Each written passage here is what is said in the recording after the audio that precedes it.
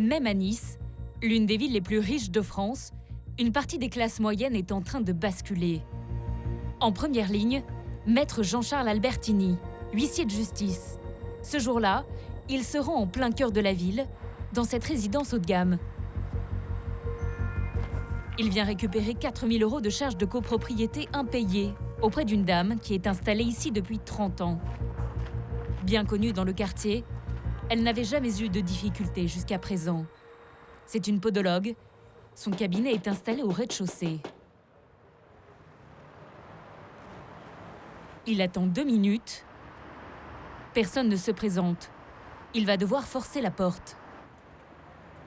Bon, tu procèdes à l'ouverture, François, s'il te plaît? Ça ne répond pas, donc là, le serrurier va essayer d'ouvrir.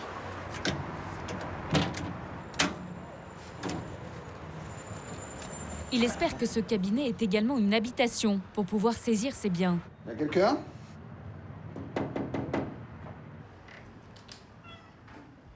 Mais c'est juste un lieu de consultation. Ce qui est un petit peu embêtant, c'est que du coup, le matériel qu'elle a est du matériel professionnel, donc je n'ai pas la possibilité de le saisir pour une dette personnelle. Bon, les chats ont à manger, ils ont à boire, donc ça veut dire que c'est habité hein, quelque part. Allez. Voilà, on va repartir, on va laisser les chats à l'intérieur. Même s'il est obligé de battre en retraite, il va pouvoir obtenir quelques renseignements. À la sortie, il est abordé par ce voisin. Moi, je suis le représentant des pavillons Moi, je suis mandaté par le syndicat des copros, donc son Jimmy Valdier, maître Pozzo di Borgo. La podologue traverse manifestement une mauvaise passe. Une femme très gentille. Bon, elle a ses difficultés. C'est une femme qui, en ce moment, a eu beaucoup d'épreuves. Je la sens très, très perturbée.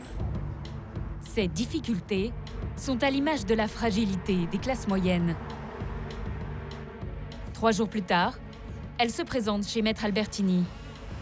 Sa situation est en apparence solide, avec son métier de podologue et un mari dessinateur industriel.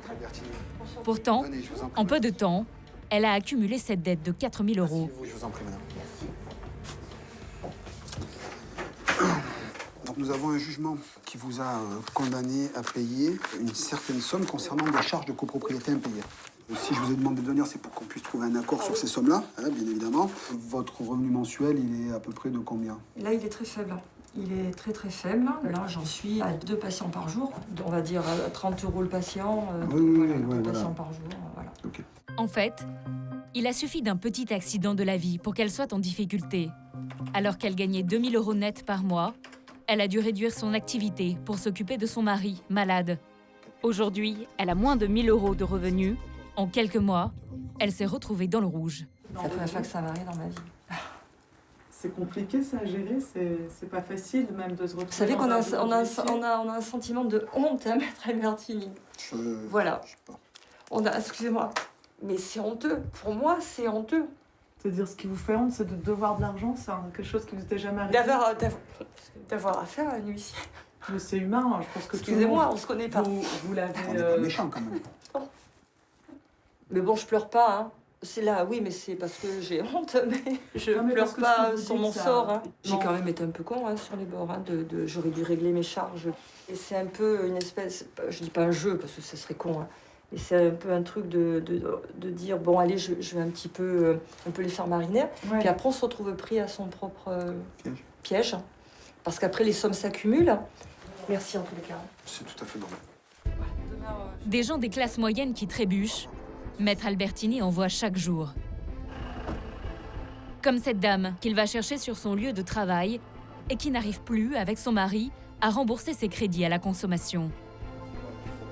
Je viens voir pour le dossier sur Finco. Oui. Il reste encore 9 900 € à payer, d'accord? Est-ce que vous pouvez avoir 7 500 pour fermer le dossier? Ouais. Ou ce fonctionnaire de la mairie de Nice a 1 600 € net par mois qui risque d'être expulsé car il ne peut plus payer son loyer. Les motifs pour lesquels vous avez arrêté de payer votre loyer, c'était suite à votre séparation avec votre ex-compagne Si je paye le loyer, j'ai pas rien pour vivre. Ou encore ce retraité qui habite cette jolie villa. Bonjour monsieur, maître Albertini, huissier de justice. Oui. Vous êtes monsieur? Oui, tout à fait. Bonjour, je viens pour le Nissan Qashqai. Oui. Ça fait des mois qu'on vous demande de le restituer, vous l'avez toujours pas restitué? Non, j'ai déjà payé deux échéances? Ah ouais, j'ai payé quelques échéances, donc... Mais beaucoup d'autres échéances n'ont pas été réglées et il a une dette de 11 000 €. Pour trancher, Maître Albertini appelle l'organisme de crédit auquel ce monsieur doit de l'argent. Donc il faut que je récupère le véhicule alors. Et après, il faudra qu'il voit avec vous. Bon, d'accord. Il sera stationné sur Grasse normalement pendant une semaine. Si entre-temps, on arrive à trouver un accord, à ce moment-là, le payer, vous le récupérez. Carte grise. Ok. La mort dans l'âme, il doit rendre les papiers et les clés du véhicule. Ni ce retraité, ni les autres ne sont dans une situation précaire, et pourtant ils sont fragilisés. On commence à en avoir de plus en plus des gens qui sont fonctionnaires, qui ont des métiers, même des chefs d'entreprise qui basculent et qui se retrouvent avec des difficultés financières. Puis au bout d'un moment, dans un engrenage, dans une spirale qui fait que on se retrouve un petit peu la tête sous l'eau et on n'arrive plus à s'en sortir. Bonjour. C'est bon? Ouais, pour moi, c'est bon. Hein. Allez. Ils sont le symptôme de ces classes moyennes qui basculent. Et c'est plutôt préoccupant, car les classes moyennes, c'est la majorité d'entre nous, 60% de la population. Ni cadre supérieur, ni ouvrier, c'est la grande masse des employés dans les entreprises, mais aussi les fonctionnaires, les infirmières, les petits patrons. Avec quels revenus est-on dans les classes moyennes? Quand on vit seul, c'est à partir de 1 350 € net par mois et jusqu'à 2 800 € net. Quand on est en couple avec 2 enfants, ça commence à 2 800 € net pour aller jusqu'à 6 000 € net. Et depuis quelque temps, cette immense majorité de Français est en crise. Comment on achève les classes moyennes? Le grand massacre, la grande colère des classes moyennes. Ce qui nourrit cette colère, c'est que ces classes moyennes sont trop pauvres pour bien s'en sortir et trop riches pour être aidées. À l'image de Nicolas, garagiste, et de sa femme, Hélène, infirmière. Si je te fais mal, tu me le dis. Hein. Nous, on travaille, on paye, et au bout du compte, on est les oubliés, les raquettés. 1, 2, allez, je vous pique. Ils ont le sentiment de travailler toujours plus au détriment du temps accordé aux enfants. Oui, allô? Quand est-ce que tu rentres? Tu m'écoutes maintenant? Je vais me faire disputer parce que je ne les ai pas surveillés. J'ai beaucoup de stress. De longues journées pour une rémunération qui ne permet pas toujours de s'en sortir. Comme Vincent, certains ont presque tout perdu. Malgré un travail qui lui rapporte 3 000 € net par mois, il a dû vendre sa maison et se bat pour sortir du surendettement. Sur votre situation actuelle, est-ce qu'elle a été modifiée? Là, j'ai fait au moins 4 000 € sur mon compte. Je sais pas comment finir le mois. J'ai fait des boulettes, le couple a fait des boulettes, mais j'ai rien fait de grave, quoi. Et je comprends pas l'acharnement que je suis. Mais ce qui inquiète le plus les classes moyennes, c'est l'avenir de leurs enfants. Vont-ils vivre moins bien que leurs parents, qui leur ont souvent payé de longues études supérieures?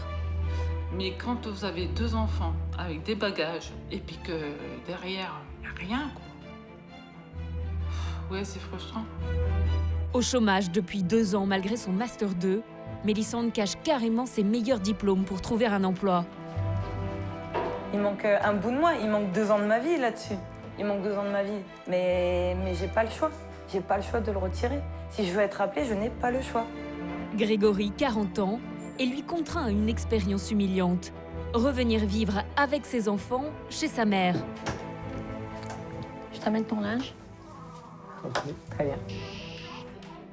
La solidarité familiale, c'est souvent le dernier recours de ces classes moyennes frappées par le chômage. Mes économies sont passées. Hein. Plusieurs dizaines de milliers d'euros. On se sent humilié. Je suis passé d'un statut de personne très aisée à un statut de moins que rien. À la veille de la présidentielle, la colère de ces Français va-t-elle les amener à un vote radical? C'est peut-être l'heure, les prochaines élections, c'est peut-être l'heure que ça change vraiment. Un bon coup de pied. Oubliés ou sacrifiés, nous avons enquêté sur la révolte des classes moyennes.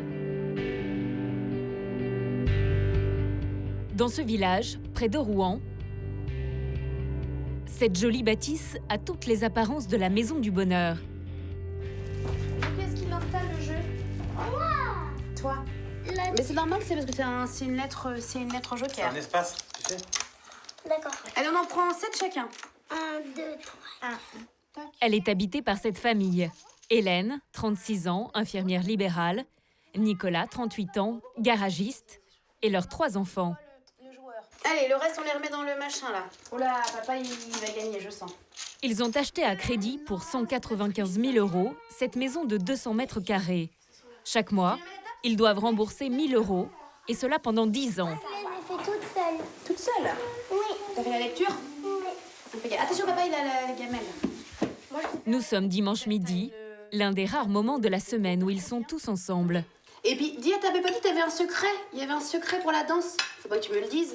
C'est pour le spectacle. Bah, de toute façon, je me rappelle plus qu'est-ce que je fais. Tu te rappelles plus ce que c'est? Derrière ce moment d'harmonie, comme chez de nombreuses familles, il y a aussi beaucoup d'angoisse. Rien n'est acquis, surtout. On est aujourd'hui à l'accession à la propriété de notre maison, on rembourse un crédit, c'est pas acquis. Voilà. Si demain on peut plus le payer, bah on va nous l'enlever, obligatoirement.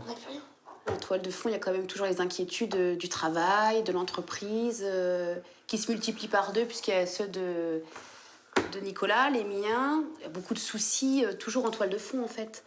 Un stress qu'ils transmettent malgré eux à leurs enfants. Quand vous serez adultes, vous comprendrez très vite que finalement, la vie, elle n'est pas si simple que ça. Et qu'il y a des moments, on se fout bien la trouille quand même. Hein. Donc vous avez besoin de l'entendre, ça. Mais je pense que c'est nous, mais ça doit être d'autres parents qui en parlent à leurs enfants. Hein. C'est dur. Hein. Et ça, c'est la vérité. Ça, c'est la réalité. Hein. Ça, c'est vraiment la réalité. Hein. C'est vraiment la réalité. Cette angoisse, elle est nourrie par le sentiment de faire beaucoup de sacrifices, de travailler de plus en plus, sans recueillir le fruit de leurs efforts. Demain, la semaine commence, et avec elle, une course sans fin.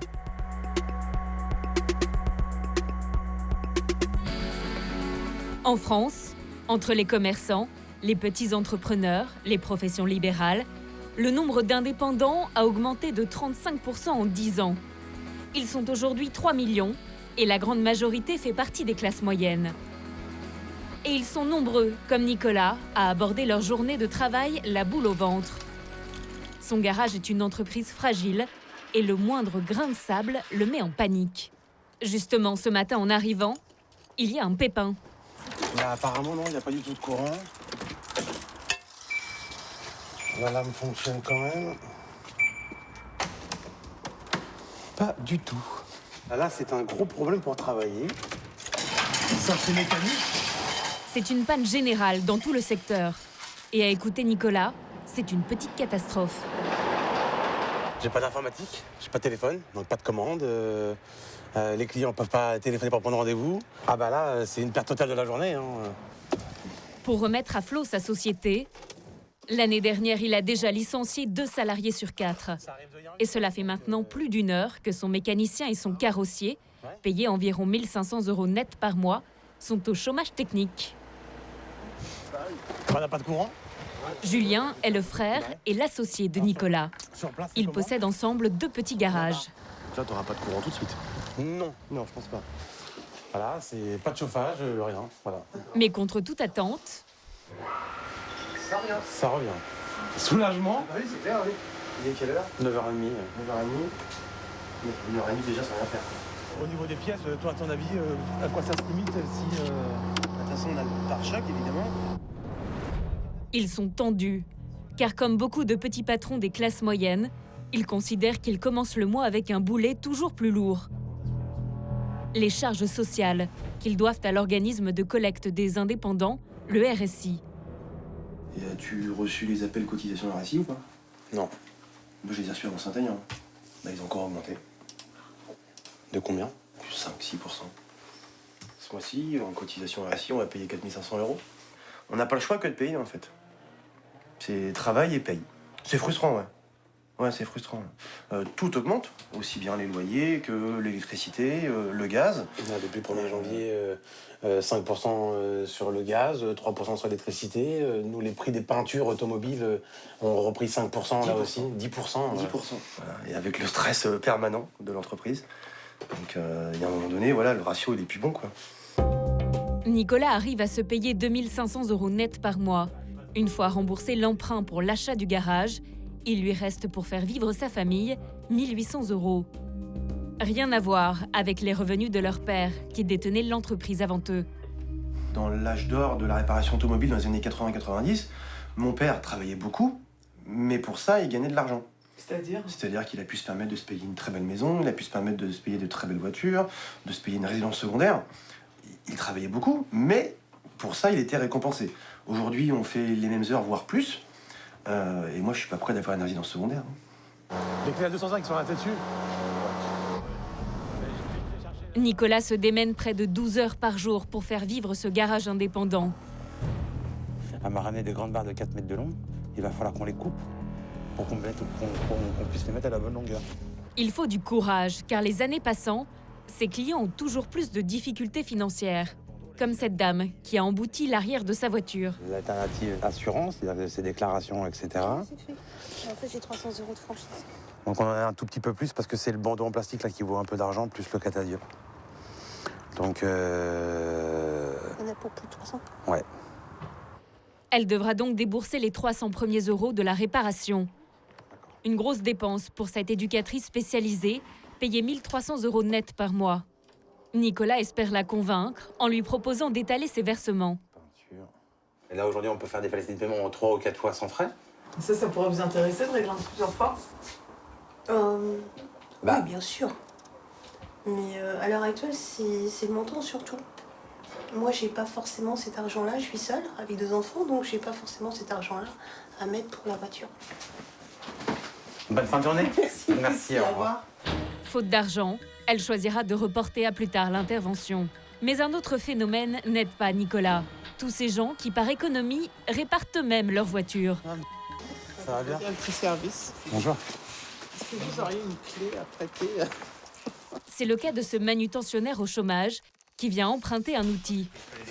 Ah, c'est une clé d'heure spécifique. Une clé qui va lui permettre de monter une pièce de direction. Vous me l'avez ramené là tout à l'heure? Oui.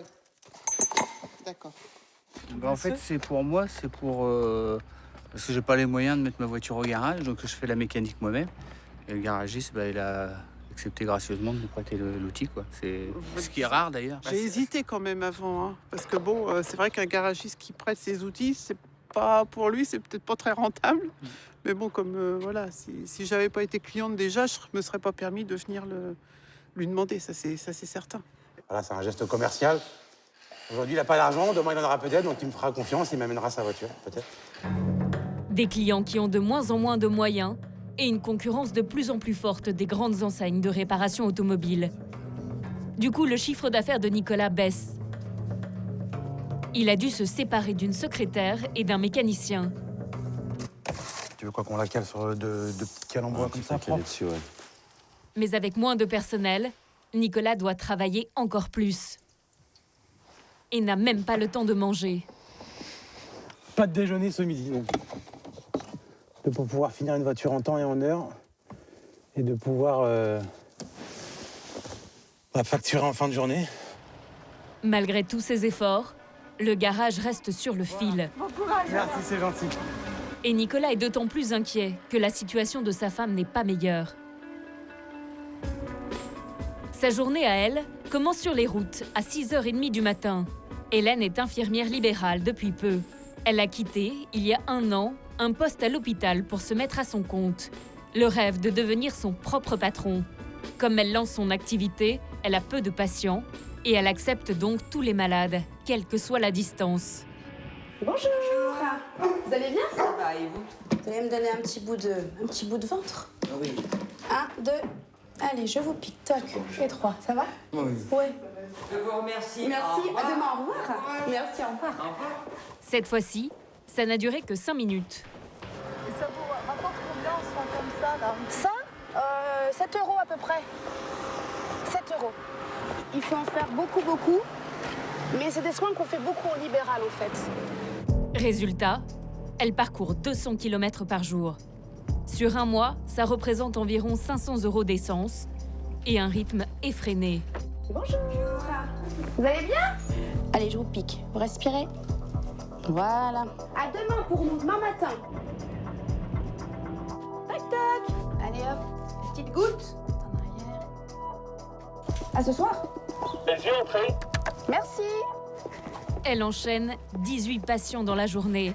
Pour s'en sortir, il lui en faudrait plus encore, avec des soins mieux payés. Allez, on y va. Ça va être courageux. Oh, comme avec ce petit garçon qui s'est blessé à la main. Ça se passe pas bien. Si je te fais mal, tu me le dis. Hein. Pour changer ce pansement, elle va mettre 20 minutes.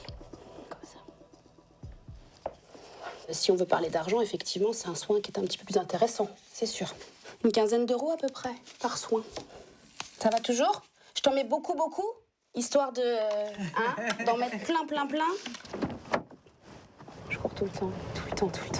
J'ai l'impression de faire que ça, de courir, en fait. Et c'est terrible, hein, parce que physiquement, au début, on a toute la pêche. Quand on ouvre un cabinet, on est complètement motivé. Et puis, il y a des moments où on est un peu démotivé parce que ça arrive pas assez vite, parce qu'on travaille beaucoup pour gagner pas grand-chose. Et finalement, l'Eldorado du libéral, on redescend un peu vite, quoi. Elle a beau se donner à fond, travailler 70 heures par semaine, 7 jours sur 7, le compte n'y est pas. Ses rentrées ne sont pas suffisantes pour faire face à ses charges. À chaque retour dans son cabinet, de nouvelles factures sont arrivées. Il y a des factures, entre autres, de téléphone. Et puis, j'ai aussi une facture qui correspond aussi à la location de ma voiture. Ça s'accumule un petit peu, là, ouais. Finalement, quand on fait le total, ça commence à faire des sommes bien rondelettes. Les charges les plus importantes, celles qui impactent le plus le chiffre d'affaires, surtout, c'est location immobilière, 5 561 €. Frais de véhicule, 12 958 €. Il y a aussi l'URSSAF, pour laquelle elle va devoir sortir 10 000 € par an. Du coup, jusqu'ici, elle n'a réussi à se payer que 1 000 € net par mois, alors qu'elle gagnait 2 100 € net à l'hôpital. Une déconvenue qui pourrait avoir de graves conséquences sur sa famille. Je suis dans l'angoisse perpétuelle. Tout ce qui est en rapport à l'argent est extrêmement anxiogène, de toute façon. Enfin, en tout cas, pour moi, à l'heure actuelle. Ça l'était un petit peu avant, parce que ça a toujours été. On a toujours un peu peur de manquer, toujours peur de ne pas finir les fins de mois, toujours peur qu'on nous prenne notre maison et ce qu'on le peut qu'on a construit, parce que c'est ça aussi. Ce qu'on a construit, ça met des années à construire et en un claquement de doigts, ça peut être très vite balayé. Finalement, si mon entreprise ne fonctionne pas, c'est tout le monde qui s'écroule avec moi. Dans son garage, Nicolas lui aussi serre les dents. À demain, Marc. À demain. Alors qu'à 17h30, ses salariés ont fini leur journée, lui continue à travailler. Une intervention sur une voiture, mais aussi des tâches administratives. Une vie de petit patron, aux horaires chargés, qui lui donne envie de temps en temps de jeter l'éponge. Je suis parfois jaloux de certaines personnes qui sont salariées et puis ils savent au début du mois combien ils vont toucher à la fin du mois, que samedi, dimanche et tous les soirs à 17h30, on quitte son poste de travail, oui. Il est 20h. Après 12h30 sur son lieu de travail, Nicolas baisse enfin le rideau. Travailler beaucoup pour un revenu qu'elle n'estime pas à la hauteur, c'est la grande frustration des classes moyennes. De retour chez lui, Nicolas peut enfin souffler. Salut les petits loups! Et vous, ça va? Ça va très bien, toi? Oui. Les filles, je suis rentrée! Hélène arrive aussi de sa tournée de patients. On a été sages, comme des images. Et ce soir-là, l'actualité les fait réagir, avec les rebondissements de l'affaire Fillon et des présumés emplois fictifs dont aurait profité le candidat à la présidentielle. C'est toujours la même histoire, pour essayer de dégager la foudre qui tombe aujourd'hui sur François Fillon. Ça met en colère. Moi, à côté de toutes les heures que je peux faire dans mon travail et que j'arrive à me payer 900 € et quand je dépasse les 1 000 €, je suis bien contente parce que, et là, 5 000 € pour quelqu'un qui, a priori, ne travaillait pas ou peu, oui, ça fait mal au cœur. Nous, on travaille, on paye, et au bout du compte, on se rend compte que ceux qui devraient nous donner une image représentative, c'est pas le cas du tout. Ils sont d'autant plus furieux que leurs charges, elles, restent lourdes. Pour notre couple, qui dispose de 3 783 € net chaque mois, dont 283 € d'allocation familiale, Pour le crédit du garage de Nicolas, c'est 700 €. Pour le crédit immobilier de la maison, 1 000 €. Pour l'alimentation, 900 €. Pour les impôts sur le revenu et locaux, 504 €. Pour l'EDF et le gaz, 170 €. Une fois que tout ça est payé, il leur reste 509 €. Un reste à vivre plutôt restreint, alors qu'ils ont très peu d'aide, car malgré tout, ils gagnent trop. À quoi vous n'avez pas le droit? L'aide au logement, les bourses, les aides à l'achat du matériel scolaire, la prime de rentrée scolaire. Qu'est-ce qu'on n'a pas le droit encore? Les aides pour partir en vacances. Et on n'a le droit absolument à rien. Et on paye tout plein pot. Ah bah, de toute façon, on est les oubliés, les rackettés et sans un denier. Voilà. Car en effet, comme beaucoup de familles des classes moyennes, ils sont au-dessus des plafonds de ressources pour bénéficier des aides. Il faudrait que leur revenu soit d'un peu moins de 3 000 € net pour bénéficier de la prime de rentrée scolaire de 1 100 € pour leurs 3 enfants. Et encore un peu plus faible, à 2 400 € pour toucher l'aide au logement. Maximum 400 € par mois. Peu aidés, avec des revenus en baisse, Nicolas et Hélène se sentent fragilisés. Alors, pour de nombreuses familles, au moindre accident, c'est la chute.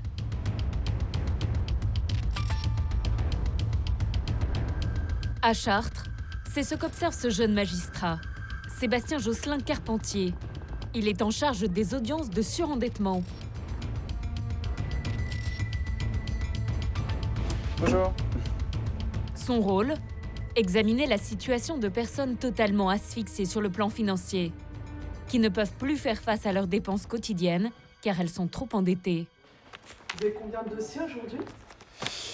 Eh bien aujourd'hui, on a 40 dossiers. C'est une audience particulièrement chargée aujourd'hui. Ouais. Jour après jour, le magistrat voit arriver une nouvelle population qui vient demander de l'aide. Ce que je constate, c'est que dans les dossiers, majoritairement, ce sont des classes moyennes, des personnes qui ont travaillé, qui travaillent, qui perçoivent un salaire parfois même décent. Et qui n'y arrivent plus parce qu'elles ont contracté plusieurs crédits à la consommation, des prêts immobiliers et qui ont des difficultés, des accidents de parcours en général, maladie, chômage, licenciement, séparation, beaucoup de séparation également. Toutes ces personnes attendent beaucoup de cette audience.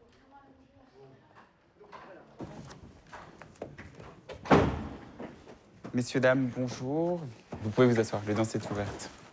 Car le tribunal a le pouvoir d'effacer les dettes de manière partielle ou totale. Un espoir pour Carole.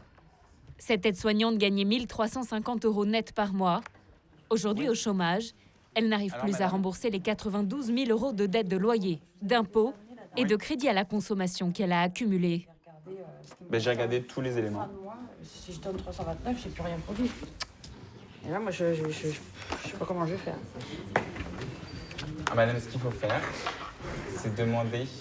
Dans une situation inextricable avec ses 900 € de chômage, elle est à bout. Je suis prête à craquer, je vous dis franchement, j'en peux plus. Je sais plus comment faire avant ça. Non, j'ai rouvert les débats. Est-ce que vous êtes d'accord pour un redressement personnel? C'est-à-dire?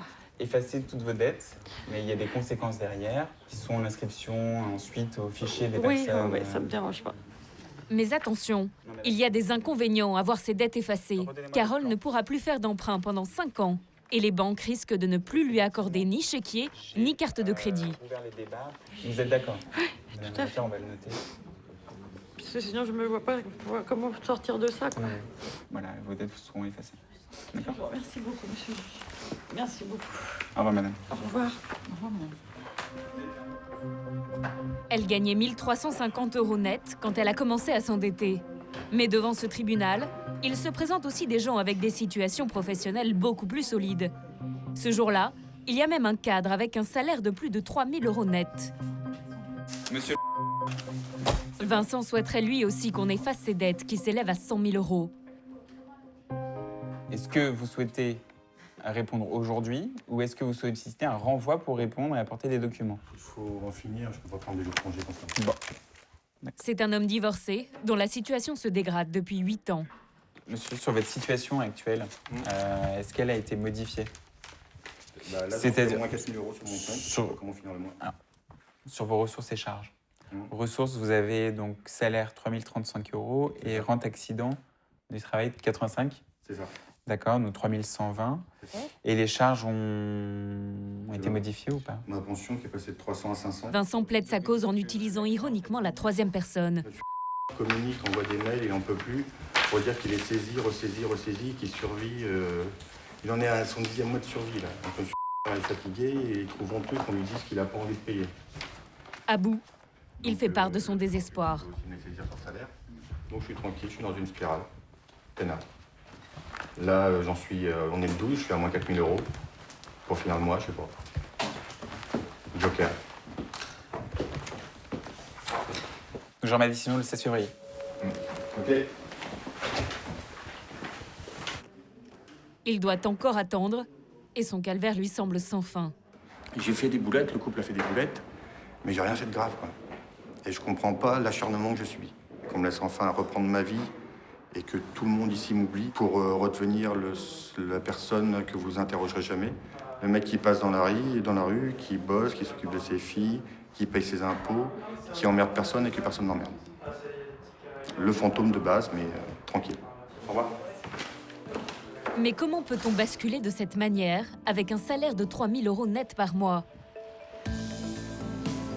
Les ennuis commencent quand Vincent, alors marié, fait une acquisition de taille avec sa femme.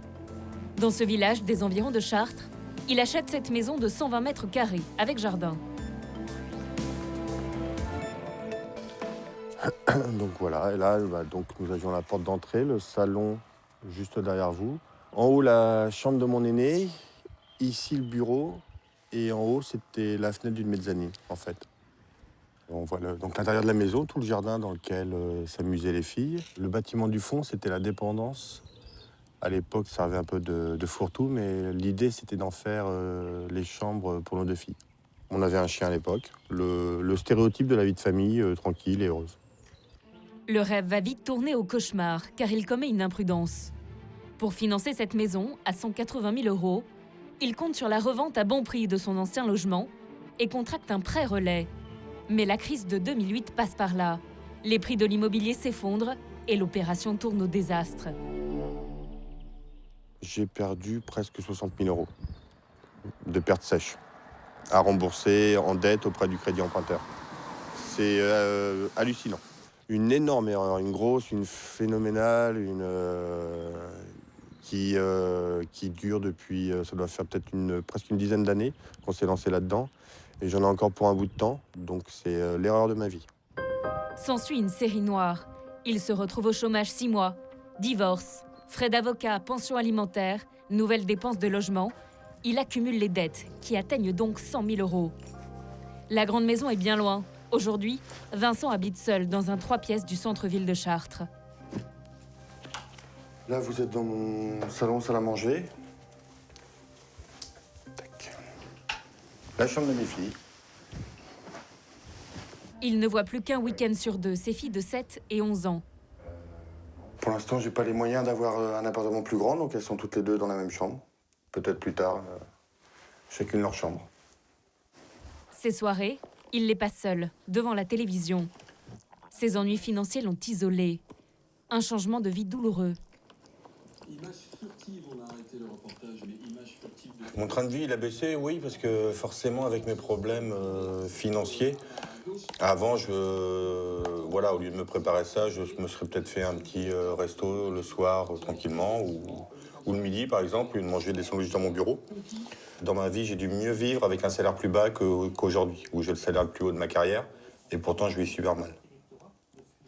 Finalement, sur ces 100 000 € de dettes, 60 000 € ont été effacés par le tribunal. Il lui reste donc encore 40 000 € à rembourser. Vincent va peut-être enfin remonter la pente. Les classes moyennes se sentent menacées. Elles ont aussi le sentiment de ne plus arriver à progresser, comme si l'ascenseur social s'était cassé. Car même de bonnes études, qui étaient pendant longtemps gage de réussite, ne sont plus une garantie.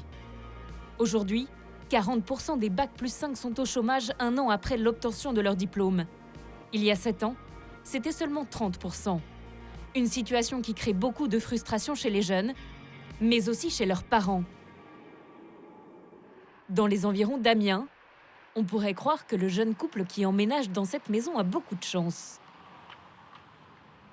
Est-ce que tu peux prendre les cartons là pour les mettre dans la cuisine, s'il te plaît? Je vais prendre celui-ci. Okay. C'est quoi ça? Attends, c'est les poids. Attends, viens là, on va le ranger tout de suite, comme ça ce sera fait. À seulement 25 ans pour Mélissande et 27 ans pour Rémi, ils réalisent le rêve de 9 jeunes sur 10, devenir propriétaires. Ils viennent d'acheter ensemble pour 100 000 € ce logement de 65 mètres carrés sur 3 niveaux. On a la chambre ici, notre petit nid d'amour. C'est petit mais c'est suffisant. Elle rêverait de pouvoir rester longtemps ici et d'y fonder sa famille. Ce qui sert pour un centre de dépotoir, mais ce qui servira de chambre d'amis, j'espère aussi dans un futur proche, ou éventuellement une petite chambre bébé, qui sait. Pourquoi pas. En tout cas, on peut accueillir une 3e personne dans cette maison. Donc ça, c'est ça aussi qui nous a décidé. Pour s'offrir cette maison, ils ont emprunté 90 000 €. La banque leur a fait confiance car Rémi est en CDI dans une grosse société à 1 600 € net par mois. Quant à elle, elle a pu faire un apport de 10 000 €. C'est grâce à ce que mes grands-parents ont mis de côté. Ils ont travaillé, ils ont mis de côté. Et puis c'est moi aujourd'hui qui en profite. Sans ce coup de pouce du grand-père, impossible pour eux de s'installer. Car Mélissande est dans une situation paradoxale. Elle est diplômée d'un Master 2, soit 5 ans d'études après le bac, et elle n'a eu que quelques petits boulots depuis 2 ans et demi. Si elle ne trouve pas un emploi stable et mieux payé, il faudra peut-être se séparer de la maison. Pour l'instant, Mélissande doit se contenter d'emplois provisoires, sans aucun rapport avec ses longues études. Depuis 2 semaines, elle remplace 2 secrétaires absentes pour raison de santé dans les bureaux du syndicat Force ouvrière à Amiens. Force ouvrière, bonjour. Son job, prendre les appels. Je vais voir si mon collègue peut vous prendre au téléphone et peut vous répondre. D'accord, entendu. Je vous demande un instant, monsieur. Je vais voir s'il est disponible. D'accord, je vous remercie. Mettre le courrier sous pli et répondre à quelques mails. Rien à voir avec les compétences de son Master 2 en gestion, où elle s'est spécialisée en communication. J'ai plus qu'à prendre les notes du mail qui m'a été donné et puis le retranscrire simplement sur informatique. Sinon, il n'y a pas vraiment de réflexion, comme quand on rédige un communiqué de presse, un article. Je suis surdiplômée pour ce travail, ça c'est sûr. Je connais pas les diplômes des secrétaires que je remplace, mais normalement, avec un master, on peut prétendre à autre chose qu'assistante administrative. Mélissande, ça va? Bonjour. Mais faute de trouver mieux, elle a été contrainte d'accepter le job proposé par Gérard Leleu, le responsable local de Force ouvrière. Ça, tu enverras ça au syndicat. Hein. D'accord. Transférer la circulaire au Jean-Claude Mailly, très important. Ironie de l'histoire, dans les bureaux, cette affiche dénonce ces diplômés déclassés dont profite pourtant Monsieur Leleu. Vous aussi, en tant qu'employeur, du coup, vous prenez des bacs plus 5 pour un boulot de secrétaire. Mais bien sûr, malheureusement. Bon, là, on en est là, même nous. Mais c'est pas simple, hein, c'est pas simple. Là, il y avait 2 filles à remplacer, il fallait quelqu'un de compétent. J'ai trouvé la personne compétente. Après 2 semaines de remplacement, payé 650 € net, le job chez Force ouvrière se termine pour Mélissande. Mélissande, écoute, je te souhaite de bonnes fêtes de fin d'année. Merci, vous aussi. Profitez-en bien. Toi aussi. Merci. Bon courage pour l'avenir. Oui. Et puis, j'espère que tu arriveras à trouver, décrocher le CDI qu'il faut, qui va si bien avec tes qualités. Allez, ciao. Au revoir. Au revoir. Demain, c'est retour au chômage, en fait. Donc, forcément, on essaye de reculer au maximum ce moment un peu douloureux. Mais bon, il faut y passer, on le fait, et puis voilà. Elle est une nouvelle fois au point de départ, comme à de nombreuses reprises depuis 2 ans et demi. Une situation qui la révolte, elle et sa famille. Quelques heures après ce moment difficile, Mélissande vient avec son petit ami chercher du réconfort chez ses parents. Salut. Sa mère est secrétaire, son père commercial. Il y a son petit frère de 23 ans, lui aussi au chômage, après un BTS de vente. 2 ans d'études après le bac. Salut. Ça va bien? Oui, toi. Petit coup de main. À chaque fois que l'un de ses petits boulots s'arrête et que Mélissande se trouve de nouveau sur le carreau, sa famille tient à l'entourer. C'est vrai que ça fait toujours bizarre de quitter un emploi, de quitter des collègues, de quitter tout ça, mais bon. Ils te connaissent, si tu leur as plu, ils peuvent encore faire appel à toi à nouveau. Hein. Exactement, exactement. Comme beaucoup de familles des classes moyennes, les parents de Mélissande ont fait beaucoup d'efforts pour payer des études supérieures à leurs enfants. Moi, je comprends plus rien. Je comprends plus. On se culpabilise aussi. Alors, est-ce qu'on a bien fait de leur faire des études ? Enfin, on a tout fait pour. On les a toujours poussés. Depuis leur plus jeune âge, on leur dit travaillez bien à l'école, c'est pour votre avenir. Enfin, ce que tout parent doit dire, hein, de toute façon, je suppose. Mais moi, j'en ai été convaincue. Mais quand vous avez 2 enfants avec des bagages et puis que derrière, il n'y a rien, quoi. Ouais, c'est frustrant. Il y a trop de différence. Ils estiment que l'État ignore leurs difficultés. Aujourd'hui, moi, mes enfants, on sait très bien que demain, ils ne seront pas à la rue dormir sous les ponts. Parce que les parents sont là pour subvenir aux besoins et tout. Donc, quand on sait ça, mes enfants ne sont pas une priorité pour la France. Puisque nous, les parents, sommes là pour... Vous avez l'impression de suppléer au rôle de l'État ? Je pense que nous avons fait notre rôle. Et maintenant, c'est à la société de continuer... de leur offrir de l'emploi. De leur offrir de l'emploi pour qu'ils puissent se projeter dans une vie, quoi, et choisir leur vie. On est des millions à faire partie des gens qui faisons tourner la France. Et on se sent méprisés et c'est dur à vivre. C'est dur à vivre. Pour sa fille, la situation tourne même à l'absurde. Pour tenter de travailler, Mélissande va jusqu'à renier une partie de ses études. Le lendemain, dans le pavillon de ses parents, elle reprend une énième fois ses recherches d'emploi. Elle vise un poste de chargée de communication. Elle s'est spécialisée dans ce domaine en faisant son Master 2 en gestion d'entreprise. Comme toujours, une fois les annonces épluchées, elle passe des coups de fil. Oui, bonjour madame, j'appelais par rapport à l'offre d'assistant chef de projet événementiel. Il faut une expérience vraiment significative en communication interne et en collectivité. Alors, une expérience significative pour vous, c'est quoi ? 5 ans. 5 ans ? D'accord. En 2 ans et demi, ces démarches ne lui ont pas permis de décrocher le job qu'elle cherche.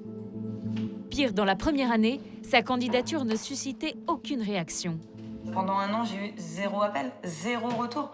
Là, on se dit, qu'est-ce qui se passe ? Enfin, on se remet en question, on se remet en cause. J'ai fait un petit coup de déprime, c'était pas non plus la grosse dépression, mais un coup de déprime, on n'a plus goût à rien. On se lève le matin, c'est pour errer. On n'a même plus l'envie de postuler, on sait qu'on va pas être rappelé. Alors, en désespoir de cause, elle a fait quelque chose qui peut sembler aberrant. Elle a sorti une version de son CV où ses 2 dernières années d'études sont effacées. Là, j'ai mes 2 CV. J'ai le CV complet où on retrouve le Master 2, toutes mes expériences ou presque. Et puis là, j'ai le CV qui fait mal au cœur. Puisqu'en effet, quand vous regardez formation diplôme, on retrouve le DUT, on retrouve la licence, mais on retrouve pas le Master. Et c'est avec ce CV moins qualifié qu'elle a réussi à trouver des petites missions. Il manque un bout de moi, il manque 2 ans de ma vie là-dessus. Il manque 2 ans de ma vie. Mais j'ai pas le choix. J'ai pas le choix de le retirer. Si je veux être appelée, je n'ai pas le choix. Cette tactique qui pousse Mélissande à supprimer ses diplômes choque profondément sa mère. Oui, j'avais repéré quelques offres en communication, donc ça tombe bien. Parce que ça, c'est pas toujours évident. Donc il y en a une, en fait, ils cherchaient pas spécialement de... Enfin, ils ont pas précisé la qualification qu'ils souhaitaient. Donc du coup, j'en ai profité pour mettre mon master. Et puis par contre, il y en a une autre, niveau d'études requis Bac plus 3. Donc quand c'est comme ça, j'envoie le 2e CV, celui où j'ai un Bac plus 3. Et où j'enlève le master. Ouais. Ouais. C'est comme ça depuis 1 an, mais c'est comme ça que je trouve. Donc, je compte pas arrêter. Je compte pas arrêter. Ça vous fait mal au cœur, Claire, cette histoire d'avoir enlevé le master ? C'est la première fois qu'elle me l'a dit. Déjà, rien que d'en reparler, déjà, ça me... Vous êtes émue ? Quel gâchis, hein. Oui, si, ça me touche beaucoup. Ouais, là, j'étais en train de postuler sur une offre, donc je vais terminer. Ouais. Bon courage à toi. Face au mur du chômage, Mélissande, qui vient pourtant de terminer ses études, envisage déjà de se réorienter. Depuis un mois, elle apprend la langue des signes.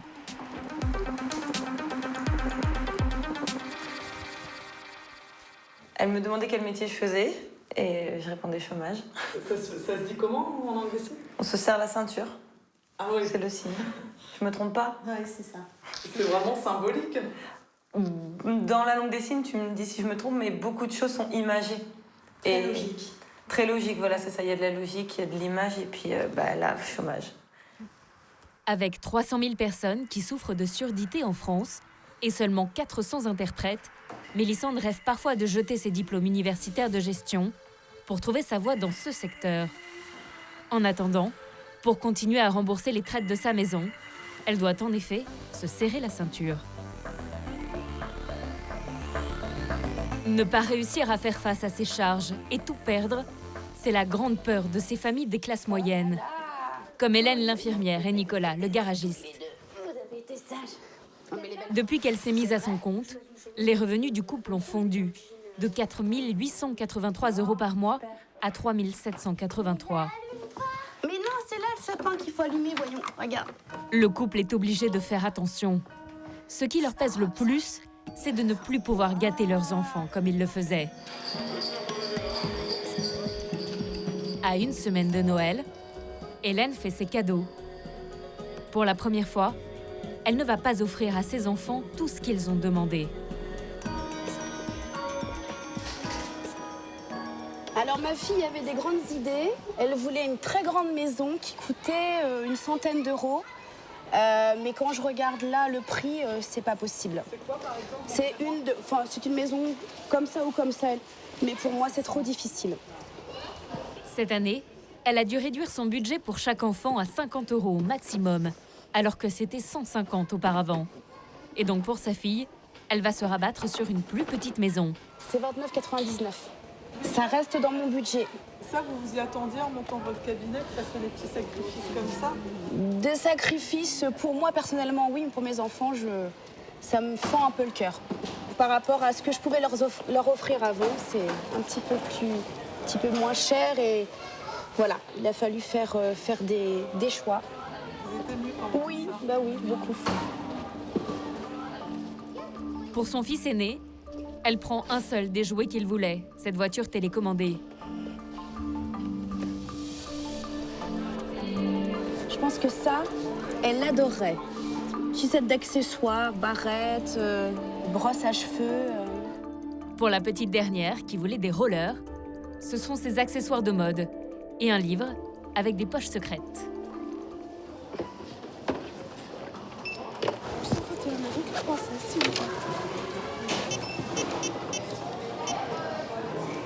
Merci, au revoir.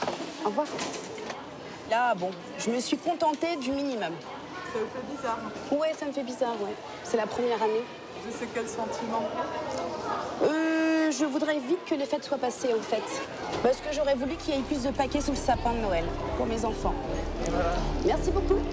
Son inquiétude, maintenant, c'est que ses enfants soient déçus le 24 décembre au soir. Les enfants? Il y a le Père Noël qui est passé. Allez hop. Père Noël, il est passé.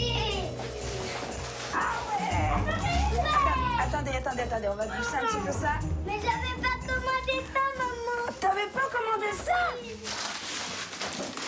Je vais faire une petite chose.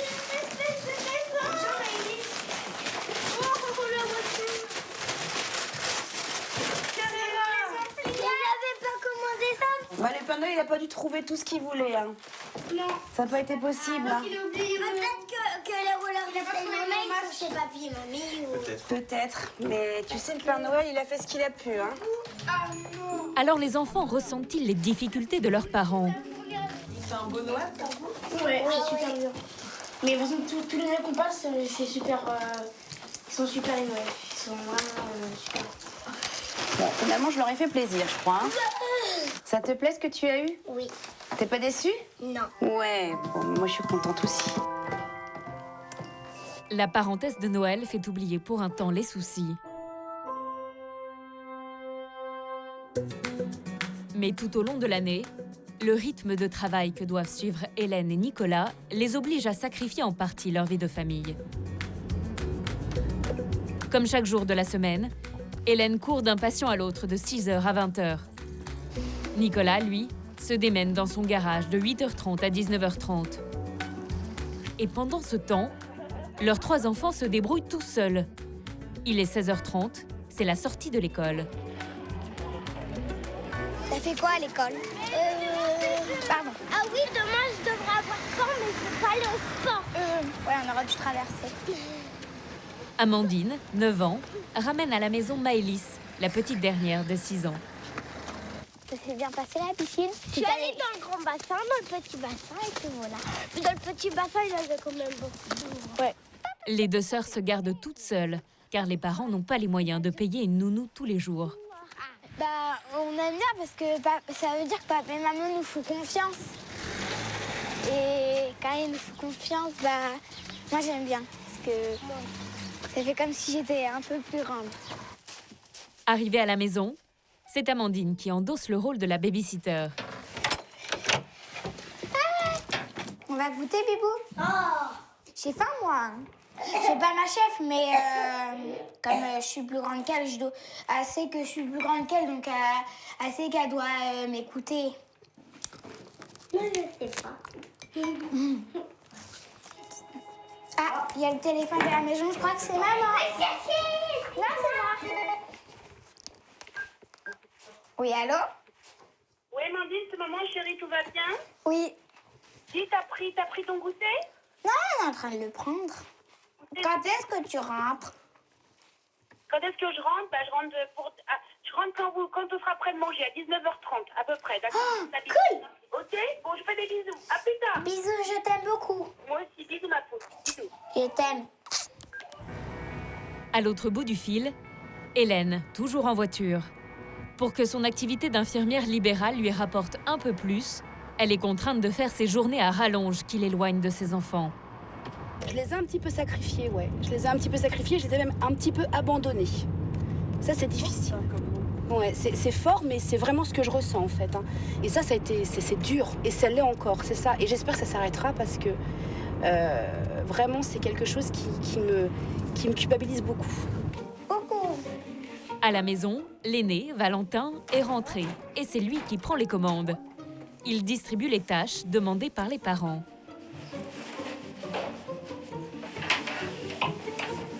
Après, il y aura les boules ramées et la nourriture. Maïs, tu peux commencer à débarrasser, moi je vais prendre les... Mais c'est ce que j'ai fait, oh là là. Après, mon ligne, c'est à qui la aujourd'hui? Non, mais je l'ai mise hier. J'avais beaucoup de trucs à mettre hier. Ouais, c'est vrai. Ce soir, jeudi, c'est à moi de mettre la table. Valentin, table et aspirateur. Aïe, Maïs, calme-toi s'il te plaît. 15, 7, 9, 20... Maïs, au coin. Non. À 12 ans, pendant ces longues après-midi durant lesquelles ses parents travaillent, c'est lui qui fait régner l'ordre. Tu m'écoutes maintenant? Maëlys, tu te calmes? Confisqué aussi. J'ai confisqué sa DS parce que sinon, elle va jouer pendant que je suis partie. Les filles, je fais mes devoirs, ok? Tu dis à Maëlys qu'elle peut s'aller à la télévision en bas et par contre, vous arrêtez de m'embêter, s'il vous plaît, merci. Et alors qu'il fait ses devoirs, il tend toujours l'oreille de crainte que ses petites sœurs ne fassent des bêtises. Ça, c'est fait.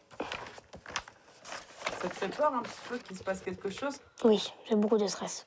J'ai peur, par exemple, ma soeur a descendu les escaliers puis s'en fasse tomber un petit peu, ou que par exemple ils sont en bas et qu'ils aient renversé de l'eau partout, ou qu'ils aient cassé un verre ou une assiette, qu'ils aient cassé la télécommande, ou qu'ils aient cassé même la télévision. Puis moi je vais me faire disputer parce que je les ai pas surveillés, j'ai rien fait, voilà. Et viens. Pas trop fort parce qu'après ça va me résoudre avec les filles. Arline ne veut pas qu'on sache que c'est son anniversaire. En tout, les enfants auront passé 4 heures tout seuls. Tu me fais un bisou? Nicolas arrive aux environs de 20 heures. Non, on devrait pas tarder maintenant. Ça a été? T'es tout froid. Bah oui, je suis tout froid. Allez, je vais préparer à manger. Nous, on culpabilise, Hélène et moi, à mon avis, un peu plus qu'eux. Pour eux, ils trouvent ça voilà, plus ou moins logique. Voilà, papa, maman travaille. Petit pois et carottes mélangées ou que petits pois ou que carottes? Petit pois. Que petits pois, bah oui. Finalement, ce soir-là, Hélène ne rentrera de sa tournée qu'à 21h, juste à temps pour embrasser ses enfants avant qu'ils ne s'endorment. T'as vu, elle était tout. Je t'aime de tout mon cœur. Moi aussi, ma poupinette. Tu fais un gros câlin, papa? Allez, bisous, les petits choux. Cette vie à 100 à l'heure et qui ne les satisfait pas sur le plan financier, c'est l'origine du malaise des classes moyennes. Un malaise que n'ont pas connu les générations précédentes, loin de là. Hélène vient régulièrement voir ses parents, dont elle est très proche. Bonjour. Bonjour. Salut. Ça va? Et toi? Ça va et toi? Va bien? Ouais. Nico, bisous. Ça va? On enlevez vos affaires, non? Les enfants. Vas-y, Nico. Elle vient leur confier ses difficultés, eux qui n'ont rien connu de tout ça. Daniel et son mari, Alain, ont vécu l'âge d'or des classes moyennes. À l'image de leur famille, dans les années 60, 70 et 80, à l'époque du plein emploi, les classes moyennes n'ont cessé de s'enrichir. Alain a fait toute sa carrière chez EDF, où il était payé 2 000 € net par mois. Daniel a peu travaillé pour élever ses 4 enfants. Le couple a réussi sans problème à financer la construction de sa maison, qui vaut aujourd'hui 300 000 €. Une vie confortable, mais simple, avec des vacances au camping. Allez, on trinque. Allez. Alors, je sais pas, moi, la nouvelle année, non? Non, ton anniversaire, qui était la semaine dernière. Chez EDF, Alain était aux 35 heures, avec 6 semaines de vacances par an. Et le couple de retraités n'arrive pas à comprendre pourquoi leurs filles et leurs gendres sont obligés de travailler autant. Il n'a pas mangé à midi, il a fait... Je trouve que c'est des journées de fou. Ouais. Il n'a pas le temps d'apprécier sa journée, même pas un moment de détente, de se dire un petit peu, de souffler, d'apprécier un petit peu. Mais vous savez que quelque part, je les plains un peu. Vous savez, commencer le matin à 8h de travail, finir le soir à 8h. Où est l'intérêt? Est-ce qu'on a le choix? C'est ça la question. Et même les enfants... Mais on a toujours le choix, Hélène. On a toujours le choix, Hélène. Bah, non, il faut bien qu'on travaille pour avec tout ce qu'on a besoin, tout ce qu'on nous prend, tout ce qu'on nous ponctionne. Oui, il faut qu'on fasse des grandes journées, on ne peut pas faire autrement. On n'a pas le choix. Moi, je vois pas la vie comme ça. Moi, je trouve qu'il y a quelque chose qui colle pas. C'est pas possible. On vit pas que pour le travail. Désolé. Le choix qu'on a fait nous oblige à maintenir cette cadence. C'est pas... Pour l'instant. Il n'y a rien de figé, hein. Oui. C'est l'engagement qu'on a pris de dire on est chef d'entreprise aujourd'hui, on est indépendant aujourd'hui. Si on le fait, donc c'est évidemment pour gagner de l'argent, moi encore plus parce qu'aujourd'hui j'ai des salariés, c'est de maintenir de l'emploi. Je ne fais pas assez rentrer d'argent en faisant une grande journée. Oui, mais Nicolas, je suis d'accord, je comprends ce que tu veux dire, mais ça n'a plus de fin. Ce soir, ça n'a pas de fin. Écoute bien, ce soir à 10h, tu seras au garage, tu auras du boulot. Oui. Donc ça n'a plus de fin. Alors je joue Aux yeux des parents, Hélène et Nicolas courent après un mode de vie au-dessus de leurs moyens. Le problème, il est là. En fait, comment sur les besoins du plaisir, oui. Ils ont beaucoup de besoins. Une course sans fin. C'est toujours plus. Par exemple, c'est les téléphones portables qu'il n'y avait pas dans le temps, c'est les ordinateurs. Parce que nous, on a bien vécu à 6 avec un seul et unique salaire. Mon salaire à moi. C'est vrai que la vie n'est pas la même, maman. Hein. On ne voit pas le prix d'une baguette de pain maintenant. Mais je suis d'accord avec toi. Mon niveau de vie a quand même sensiblement baissé. Hélène et Nicolas, malgré leurs difficultés, n'ont pas besoin de l'aide matérielle de leurs parents. D'autres ne s'en sortiraient pas sans la solidarité familiale.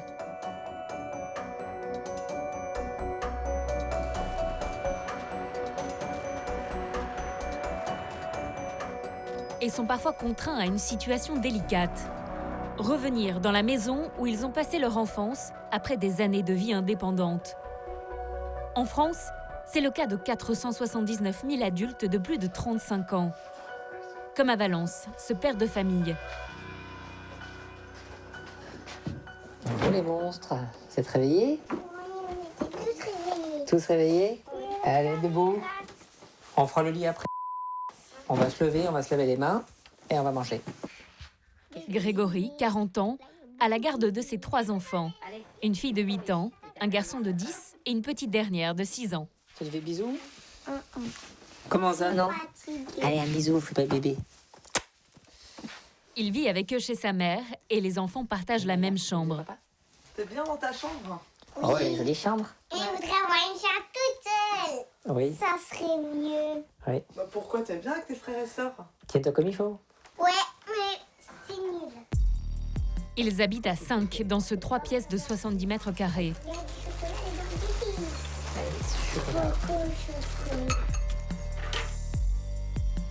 Rien à voir avec les conditions de vie luxueuses dans lesquelles ils ont grandi. La maison faisait 580 mètres carrés, donc c'était une grande maison. Et on avait un grand jardin, on avait 1500 mètres carrés de terrain, à peu près. Voilà. Donc ils avaient de la place pour s'amuser dedans et dehors. Et là, c'est sûr que maintenant, bah, c'est plus petit. Mais bon, on fait avec. On est bien chez mamie aussi. Ah. Oui, si, on est bien.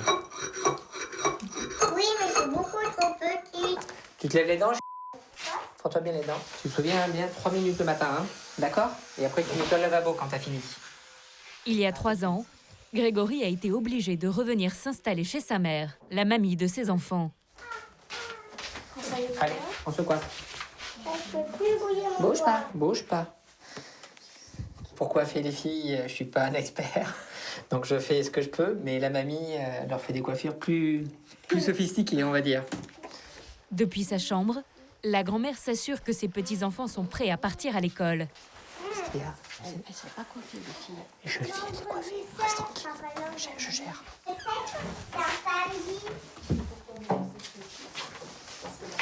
Alors, vous êtes prêts?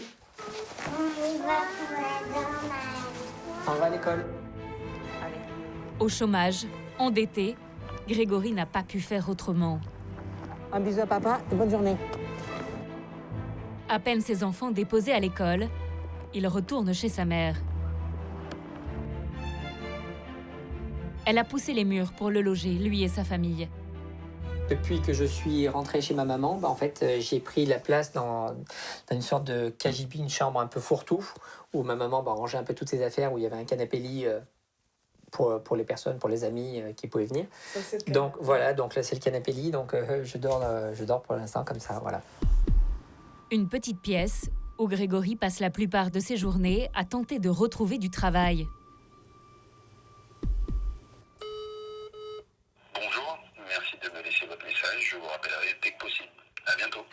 Je viens juste de prendre connaissance de l'offre d'emploi de consultant achat hors production. Si vous souhaitez que l'on discute de cette offre ou voir quelle est la personne chez vous à qui il faudrait que j'envoie donc mon CV et une lettre de motivation, voilà, je vous remercie et puis j'essaierai de vous rappeler dans la journée. Au revoir. Alors qu'il fait ses recherches, à côté, la grand-mère s'active. Il est 9 h, Christine, 65 ans, est maintenant levée. Il y a des choses là. Cette retraitée commence une longue journée à s'occuper de tâches ménagères, comme lorsqu'elle était une jeune maman. Il faut ranger la chambre des enfants. C'est la robe du chambre du grand. Et prendre en charge le linge de toute la petite famille. Comme lorsqu'il était adolescent, Grégory laisse sa mère s'occuper de l'intendance. Non, il ne sait pas faire marcher la machine à laver, donc bon, je pense que s'il voulait, il pourrait apprendre. Je t'amène ton linge, hein, tu le placeras. Je te remercie. Merci. De rien. Quand tu travailles, je le laisse travailler, en principe. Cette ancienne secrétaire, qui a élevé seule ses 2 enfants, pensait pourtant avoir tout fait pour que Grégory ait une trajectoire professionnelle sans embûches. Elle fait des sacrifices pour l'aider à financer de brillantes études supérieures. D'abord de la gestion à la fac de Grenoble, puis de la finance aux États-Unis et à Londres. Dans un premier temps, cet investissement paie et l'ascenseur social fonctionne. Grégory prend le goût de l'international. Il part en Chine, à Canton, où il crée une société d'accessoires de salle de bain qui cartonne.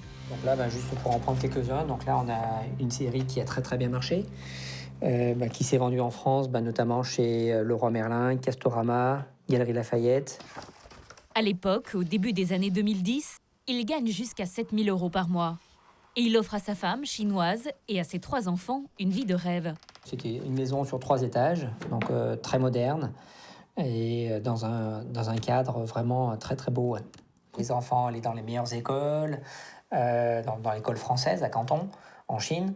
Nous avions un chauffeur, nous avions des personnes qui nous aidaient à la maison au niveau des tâches ménagères. On avait tout ce qu'on voulait. Je travaillais beaucoup, mais il y avait un résultat important. En 2013, tout bascule. Lassé de sa vie de couple, il demande le divorce. Mais la séparation se passe mal et il perd tous ses biens. Ruiné, il revient en France avec ses enfants et à 37 ans, il n'a pas d'autre choix que de rentrer vivre chez sa mère. On se sent humilié. Humilié?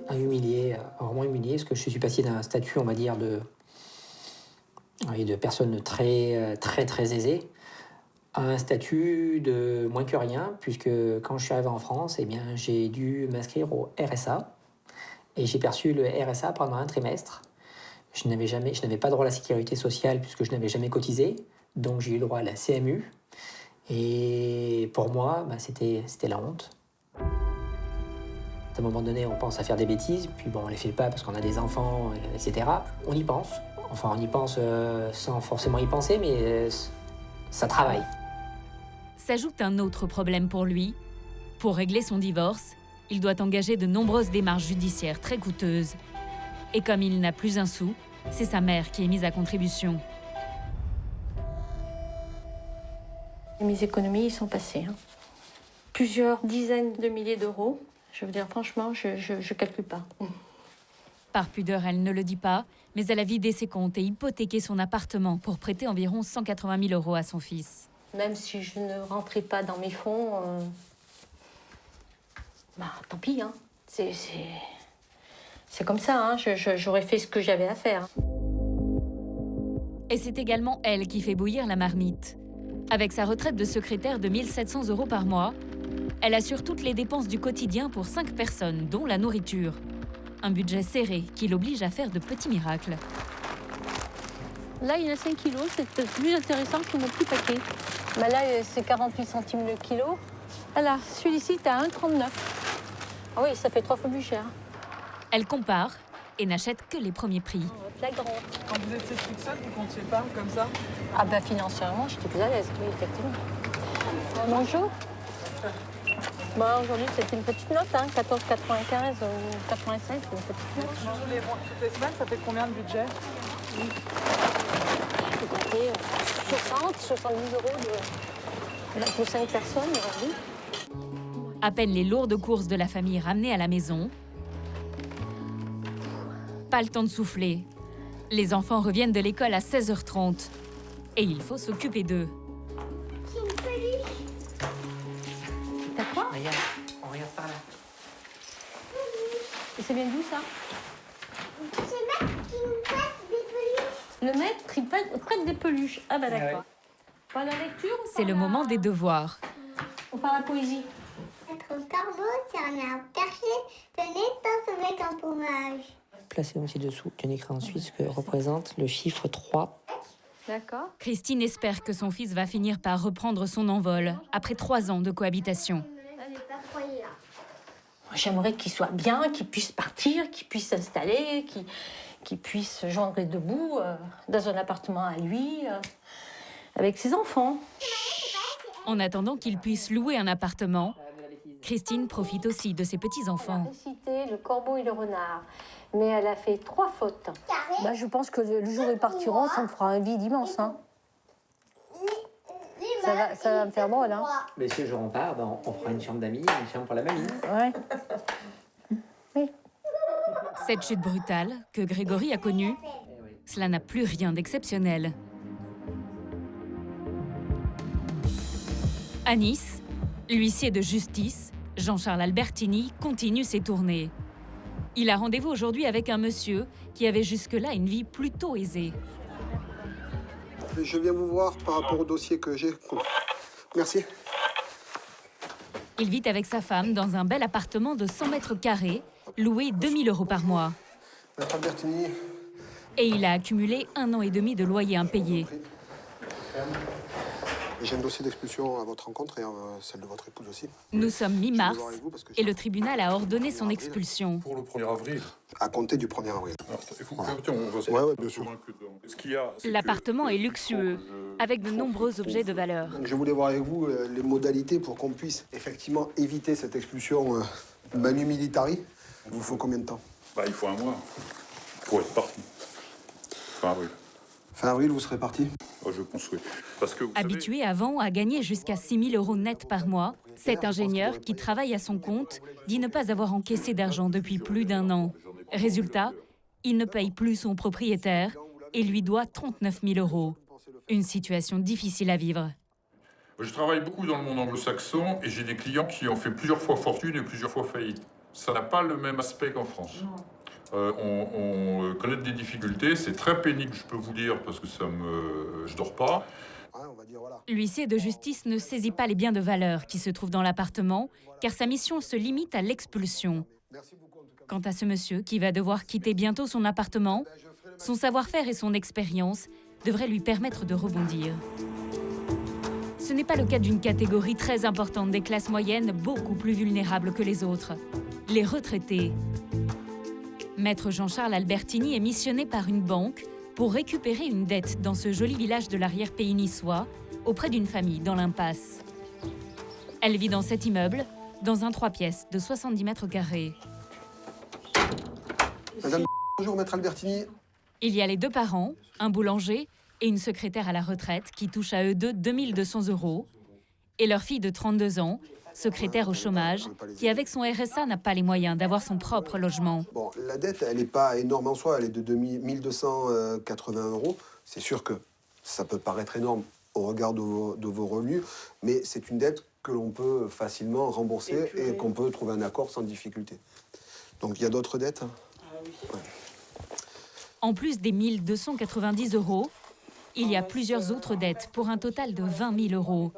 Les ennuis ont commencé au moment de leur retraite, il y a 5 ans. Leurs revenus ont été divisés par 2.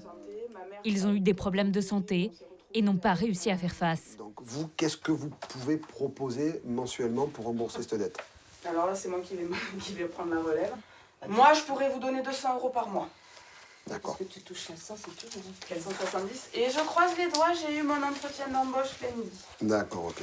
Donc, comme je vous ai dit au téléphone, si je suis embauchée dans ces cas-là, on va dire qu'en 3 fois grand maximum, votre dette, elle est payée. D'accord, ok. Pour soulager ses parents, leur fille propose de rembourser elle-même cette dette.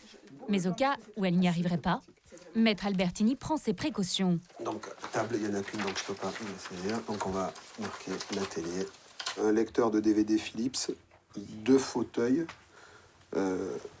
en nubuck marron et un ordinateur portable VIO. Ça permettra effectivement de garantir le créancier pour l'acceptation de l'échéancier. Entre les remboursements et leurs charges, il leur reste à peine 400 € par mois pour l'alimentation et de rares loisirs. On ne va pas se plaindre parce qu'il y a des gens qui sont pires que nous. Hein, mais même ça, ça suffit à peine. On ne vit pas, on survit. Alors que, moi j'en arrive à me demander, des fois, c'est... À quoi ça sert? Vivre pourquoi? Pour payer des impôts, pour payer des taxes, pour payer des loyers, pour... On travaille, même pas pour nous, pour voir se faire plaisir, on travaille pour payer. Monsieur, merci. Madame, bonne Je vous dis pas continuation. merci pour votre visite. Malgré leur âge, certains retraités se battent pour remonter la pente.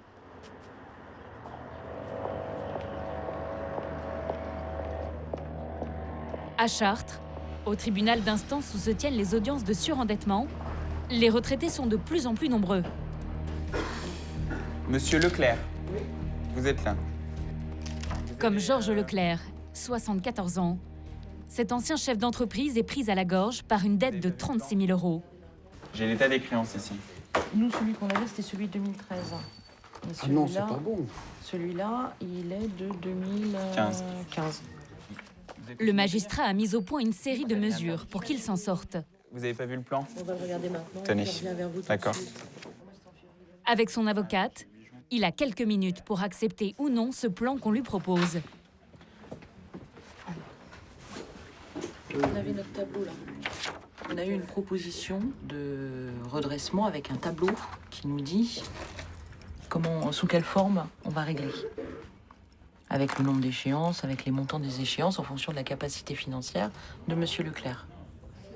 C'est donc dans cette petite pièce à côté de la salle d'audience qu'il doit prendre une décision cruciale pour les années à venir.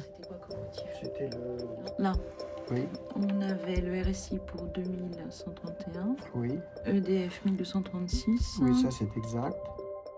Georges a refusé que la justice efface ses dettes, car en contrepartie, il aurait été obligé de liquider la dernière chose qu'il possède, la maison de ses parents. Du coup, le tribunal lui propose de payer ce qu'il doit sur 12 ans. 140 mois. Une moyenne de 250 € par mois. Ça vous effraie? J'ai 74 ans, ça me fait payer jusqu'à 86 ans. Plus que ça, même. C'est énorme. Malgré ses inquiétudes, Georges donne son accord pour ce plan proposé par le juge. Alors, il n'y a pas de difficulté sur la proposition de plan, sur la capacité de paiement des échéances et les modalités d'exécution. Donc, je rends ma décision le 16 février. Merci bien. À l'âge où il devrait profiter d'une retraite sereine, après une vie professionnelle bien remplie, Georges vit au contraire dans la précarité. Ce citadin est contraint d'habiter en pleine campagne, dans la Beauce, à 80 km de Chartres, dans la maison de ses parents, aujourd'hui décédés. Une bâtisse des années 70 très vétuste, dans laquelle il habite seul et qu'il a le plus grand mal à chauffer au cœur de l'hiver. Ça, c'est votre manière de vous chauffer? Eh oui, c'est 3-4 fois par jour, il faut que j'aille chercher du bois. Le problème, c'est que ça consomme beaucoup. Dans l'hiver, comme actuellement, je passe ma journée à mettre du bois. Ce jour-là, il fait tout juste 10 degrés chez lui. Et pour tenir, il a recours à des petites astuces. Voici ma chambre. Avec la cuisinière, le soir, je chauffe une brique. Et une petite demi-heure avant de me coucher, je la mets à cet endroit-là, voilà, et je ferme. Et quand j'arrive, le lit est bien chaud. Cette existence précaire n'a rien à voir avec ce qu'il a connu tout au long de sa carrière. Il y a encore 10 ans, c'était un petit patron des classes moyennes à qui tout réussissait. À 26 ans, Georges reprend le restaurant familial à Courbevoie. Sa spécialité, les buffets. Dans les années 80, il est à la tête d'une discothèque. À l'époque, il arrive à gagner 4 000 € par mois et profite de son succès. Je roulais en Jaguar, j'avais l'argent plein les poches, c'était la belle vie. Ce bon vivant passe aussi 3 années à Miami, où il devient traiteur et sert des spécialités françaises. À 49 ans, il revient en France et ouvre une entreprise de matériel pour les restaurants. La société est florissante un bon moment, mais en 2011, sous l'effet de la crise, son chiffre d'affaires baisse. Pour renflouer la société, il vend tout ce qu'il a, 2 appartements, mais cela n'empêche pas la liquidation. Sans ressources, il accumule alors les dettes. Le tribunal lui demande donc de rembourser 250 € par mois sur une retraite de 1 000 €. Aujourd'hui, chaque dépense est comptée. C'est mon livre de compte, c'est mon livre de dépenses journalières. En alimentation, Intermarché 55, le Lidl, où je suis un gros client, 9 €. Leader Price 6. Alors à la fin du mois, au mois de novembre, j'étais à découvert de 25,34 €.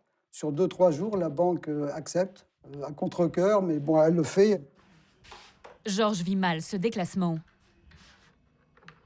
Quand vous avez des sous, quand vous avez une discothèque avec une Jaguar, vous avez beaucoup d'amis, tout le monde vous tourne autour. Hein, vous avez une cour autour de vous bientôt. Et quand vous n'avez rien, tout le monde vous tourne le dos. Plus personne ne cherche après vous. On rigole pas, mais enfin on se dit qu'il a mal tourné. Pour avoir les moyens de louer un autre logement, il veut vendre lui-même la maison familiale. Si le tribunal l'avait fait, l'argent aurait servi au remboursement de ses dettes. Un agent immobilier vient faire une estimation. faire le métrage. Voilà, je vais aller dans toutes les pièces, prendre les mesures. Il espère 150 000 €, une somme qu'il devra partager avec ses 2 sœurs. Ici, vous avez 2 grandes chambres. Ah oui. Alors, la salle de bain par ici. Alors, je vous rappelle que je suis célibataire. Alors, faites pas trop attention au ménage, hein. Soyez indulgents. C'est une salle d'eau qui date de quand, là, les derniers travaux dans cette pièce? Il y a 40 ans. Oui, donc ça a besoin d'être repassé dans toutes les pièces. Enfin, un rajeunissement. Tout. À la fin, ça représente quand même une somme. Hein. Après 1 heure de visite, elle lui donne son estimation. Georges est anxieux. Aujourd'hui, on pourrait tabler sur 110. Ah bah oui, ça fait mal. Hein. Oui, ça fait mal, oui. Ça fait mal. Si vous voulez vendre, ben, malheureusement, faut se couper un doigt. Ouais, ça fait mal, c'est la maison de la famille. Je veux bien me couper un doigt, mais je ne veux pas me couper un bras. Alors, à 110, ce sera le dernier carat. Hein. Oui, ben mettez-le comme ça, là, il sera bien, là. Voilà. Tenez, je vais vous le tenir, je vais vous aider. Voilà. Mais Georges ne va pas se contenter d'attendre les visites. Malgré ses 74 ans, il se lance dans une nouvelle aventure. Quelques semaines plus tard, nous le retrouvons dans le centre-ville de Chartres. Comme 500 000 retraités, il a décidé de continuer à travailler pour augmenter ses revenus. Ce matin, il vient chercher les cartes de visite d'une nouvelle société qu'il a créée. Il vous faut, monsieur. Georges Leclerc, je vais chercher mes cartes de visite. Oui. Voilà, merci madame. Voilà, c'est parfait ça. Très bien. Choudoua. Alors, 117,90 €, monsieur. Ça va, c'est pas une dépense en plus. Bah si, bien sûr, mais il faut y passer, il n'y a pas d'autre solution. Hein. Vous pourrez le mettre le 8, s'il vous plaît. Le 8. Ah. On peut le mettre le 8 à l'intérieur. Le 8 du mois, ce sont ces 1 000 € de retraite qui tombent. Contre toute attente, il joue encore les entrepreneurs. Il a investi quelques centaines d'euros pour créer ce site internet de matériel pour bars et restaurants, un domaine qu'il connaît très bien. Sans salariés, sans stock, il joue simplement les intermédiaires entre les fabricants et les professionnels. À 74 ans, je suis prêt au combat. J'ai toujours été prêt au combat de toute façon. Et je ne lâcherai pas, je ne lâcherai rien. Et pour faire connaître son site, Georges n'a peur de rien. Il part à l'assaut des bars et restaurants du centre-ville de Chartres. Première visite dans cette brasserie. Bonjour, je suis venu vous voir il y a quelques mois et m'avez demandé de repasser au printemps parce que vous vouliez changer votre vitrine. C'est qu'on va pas la changer tout de suite, par contre. Bon. Parce qu'on a eu un mois de janvier qui était pas bon. Ah, je suis désolé. Et puis chargé en plus. Ça va, on va s'en sortir. Hein. Oui, mais j'espère. On a toujours comme projet de la changer, cette vitrine. D'accord. Bon, mais écoutez, on fait comme ça. De toute façon, je dis, je repasserai vous dire un petit bonjour. Avec plaisir, monsieur. Et sans se décourager, il pousse les portes, les unes après les autres. Est-ce que vous auriez besoin de quelque chose? Ah, pour l'instant, non, on vient de tout changer, déjà. Oh, j'arrive trop tard. Ouais. Ce qu'il faut, c'est garder le moral dans tous les cas, parce qu'il faut vraiment toujours avoir la niaque d'accrocher, de continuer. Son énergie va finir par payer auprès de la patronne de ce salon de thé. Est-ce que vous faites les machines à glace? Oui. Enfin, machines à glace pour les stocker vraiment oui. à une température de moins 12, moins 13. Oui, bien sûr. C'est ça qui vous intéresserait? Quand est-ce qu'on peut se revoir? La semaine prochaine. La semaine prochaine? Jeudi. Jeudi prochain? Jeudi prochain. Au revoir. Merci. Hop, et là. C'est une bonne nouvelle, ça, Jean? Eh bien, c'est une bonne nouvelle dans le sens que je me suis pas déplacé pour rien, quoi. C'est encourageant. Georges a l'optimisme chevillé au corps. Depuis notre tournage, il a décroché une commande qui devrait lui rapporter une commission de 1 200 €.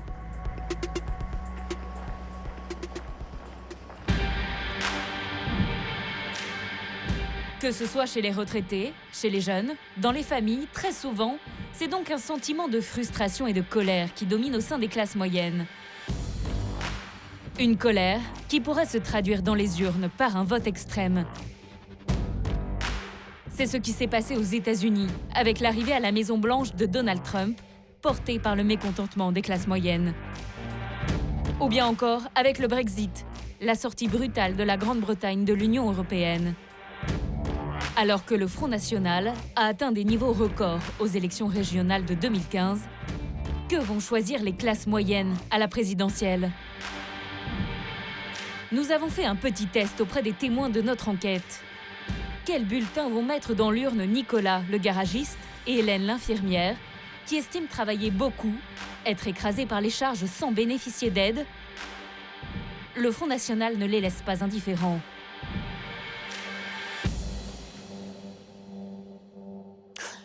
C'est peut-être le parti qu'il faut tenter, effectivement. Finalement... Ils ont toujours été à la limite d'arriver au règne de gouvernement. Voilà, enfin, le Front National. Ils y arriveront. Au bout d'un moment, certain. effectivement, Ils y arriveront. ils vont progresser de plus en plus. On se dit finalement, ils ont tous essayé. Pourquoi pas maintenant c'est peut-être l'heure. Les prochaines élections, c'est peut-être l'heure que ça change vraiment. Un bon coup de pied. Et Mélissande, après 2 ans et demi de chômage, elle vient de décrocher un CDI de chargée de communication grâce à son vrai CV, avec son Master 2. Elle, ce serait plutôt tout sauf la candidate du Front National. Marine Le Pen, je suis pas... Elle fait peur, cette femme. Ses idées font peur. Mais comme dans tout le monde, elle peut avoir des bonnes idées, mais elle a des idées qui font très peur. Mais de toute façon, on y arrivera. Hein. Je veux dire, en Amérique, ils y sont arrivés. Vous n'allez pas voter pour elle? Non, je peux pas. Mais quand je vois les candidats, c'est pas dit que je vote pas blanc. Franchement... Il y en a pas un qui vous intéresse? Non. Et Vincent, l'informaticien en CDI qui a dégringolé jusqu'à se retrouver surendetté. Lui non plus ne veut pas entendre parler du Front National. Jamais en aucun cas pour l'extrême droite, parce que je vois aucune justification à l'extrême droite. Juste vendre du rêve et faire du vent. Donc aujourd'hui, je pense voter Emmanuel Macron. Le projet semble intéressant à voir. Et ça permet aussi un éventuel renouvellement. Grégory, lui, passe maintenant beaucoup de temps sur les routes depuis qu'il a décroché un job de commercial. Mais il ne gagne pas suffisamment d'argent pour quitter, avec ses enfants, l'appartement de sa mère. Pas du tout tenté par le FN, son choix a pourtant évolué ces dernières semaines. Au départ, je pensais voter un vote plus à droite, donc voter Fillon. Et puis finalement, par rapport, on va dire, à tout ce qui s'est passé sur les dernières semaines, je vais plutôt orienter mon vote vers Macron. Je veux dire, c'est un vote par défaut. Hein. Donc non, je ne peux pas dire que je sois satisfait de mon choix. Quant à Georges, qui doit faire face à son surendettement avec sa petite retraite, il préfère rester discret sur ses intentions de vote. Qui vous inspire le plus pour aider le temps? Qui vous en... Ah, ça c'est privé, ça, définitivement.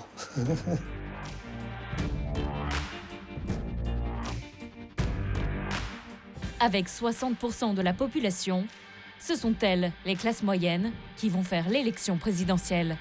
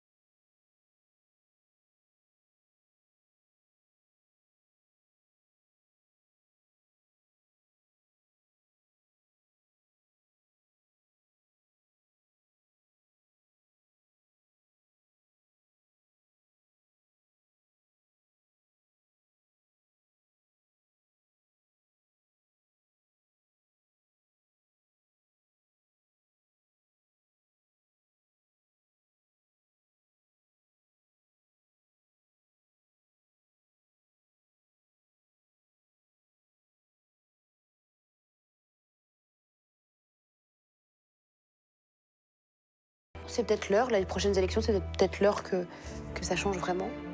Un bon coup de pied. Oubliés ou sacrifiés, nous avons enquêté sur la révolte des classes moyennes.